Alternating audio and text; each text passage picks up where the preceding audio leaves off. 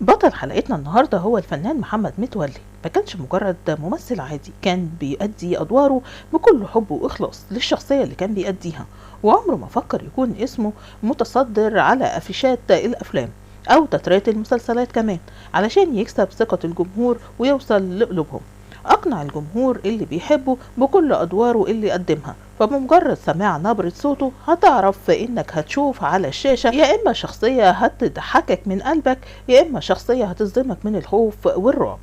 والفنان محمد متولي اسمه الحقيقي محمد محمود متولي أحمد، من مركز شبين الكوم في المنوفية، من مواليد 11 مارس سنة 1945، وانتقل إلى الإسكندرية ودخل كلية دار العلوم، لكنه تخرج من المعهد العالي للفنون المسرحية واشتغل بمعهد في المعهد، واكتشف عدد كبير من المواهب الفنية اللي هم نجوم دلوقتي زي الفنان شريف منير وكمان سامح السريتي والفنان أحمد عبد العزيز وغيرهم من النجوم المتألقة حاليا.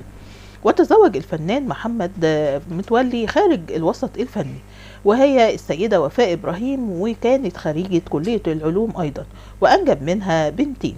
وفي يوم 17 فبراير سنة 2018 رحل عن عالمنا الفنان الجميل محمد متولي بسكتة قلبية بدون أي ضجة إعلامية ومن غير ما يحس بيه أي حد، لدرجة إن مفيش حد من نجوم الوسط الفني حضر العزاء ولا الجنازة.